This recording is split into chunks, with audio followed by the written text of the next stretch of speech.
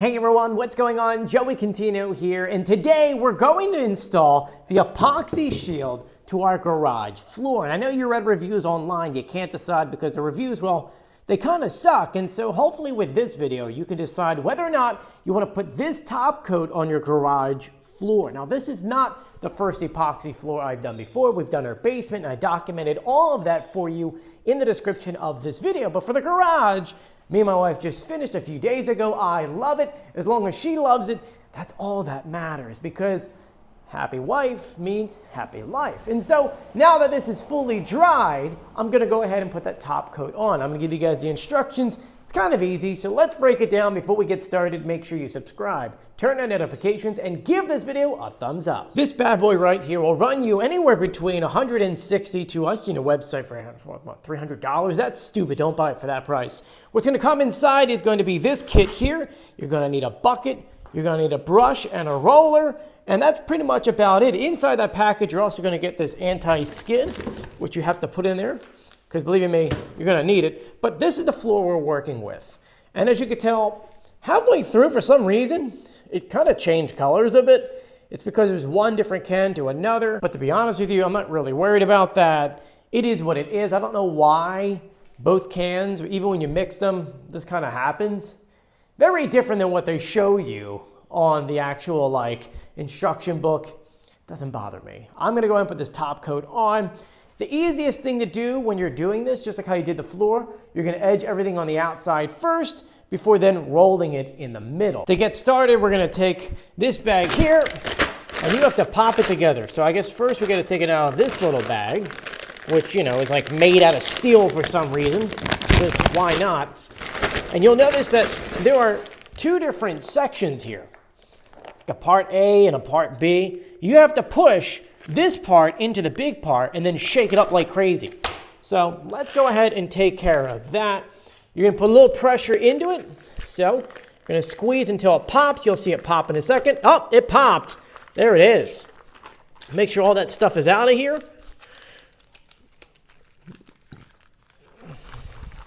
Okay, and then once it's in there, you gotta shake this bad boy up. I like to give it like a little dance like this, but really you should be just like shaking the poop out of it. Don't have to go too crazy with it, because eventually you're going to stick it in a bucket. But this is what you're left with. Looks pretty good, huh? I think so. You're going to want to mix that for about 3 minutes and then pour it inside of a bucket, okay? Once in there, you're going to add the anti-skid, which technically you don't have to add, but if your floor in your garage is going to get wet, it's going to be very slippery, and you don't need people slipping. So I suggest adding that in there and then stirring it all together for quite some time.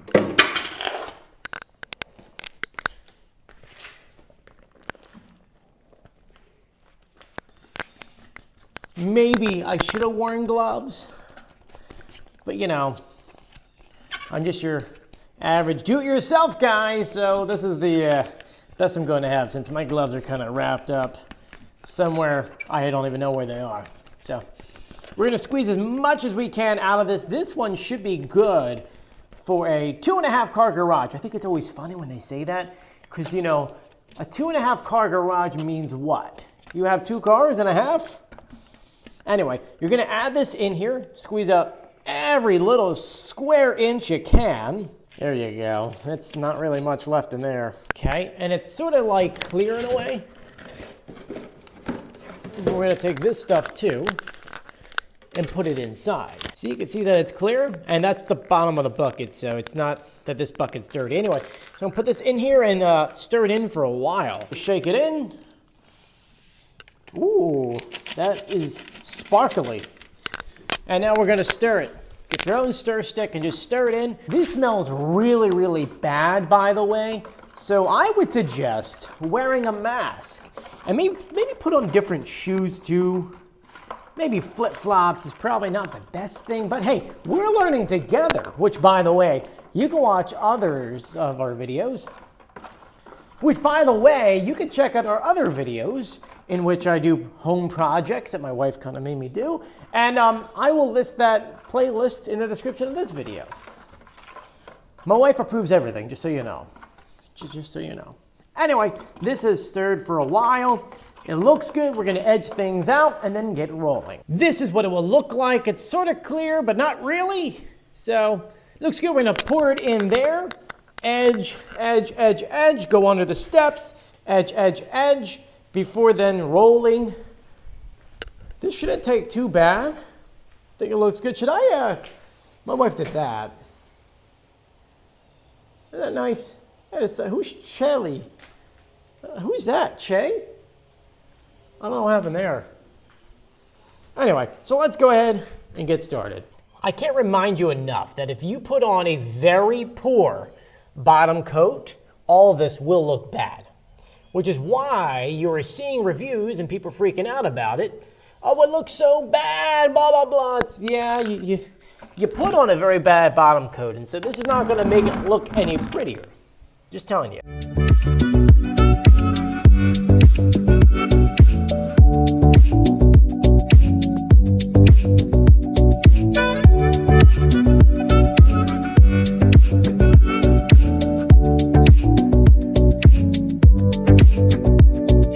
So what have we learned so far?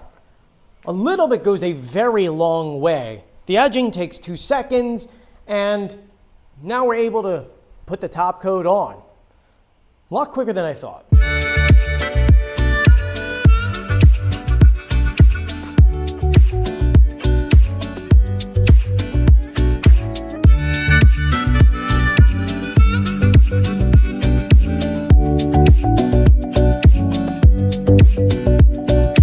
And here we go, folks. The layer is down. You can already see it is super sparkly. And I love it already. It's not even dry yet. I think it looks cool. I mean, take a look, right? You can see the lights shining off of it. Ignore the shadows. It's that thing up there. I have to put a permanent system in. Just haven't had time to do so just yet. But it looks great. I didn't do those edges out there, mostly because those are probably going to get repainted white. I haven't decided yet once I want to do the drywall. That still needs to be sanded, but remember one thing. You put this coating on for a few reasons. One is so that if you spill stuff, it can come up easily. And then the second reason is so that it just kind of looks cool. And so you need some cool lights. And I'll get some cool lights. And this is going to have to be sanded and painted and patched because the previous homeowners made holes in things and put duct tape on it. Duct tape, right? I mean, who on earth does that? That is not a fix, man. That is not a fix. What is going on here? There is one thing I do want to tell you about when it comes to this product. About halfway through, you're going to say to yourself, oh my gosh, I'm running out. I'm not going to have enough. I promise you, you will. It goes on thin. When you're doing it when it's already done, when you already have the epoxy down, you don't need as much. I think the box says with the epoxy down, you only need about what? I actually forget how much it even is. According to the box, when it's already done, the epoxy, it can cover about 500 square feet. If it's not done, then it's 250 because the concrete's soaking it in. That being said, I think it looks really cool. Once again, look at that sparkle. Right? Ah.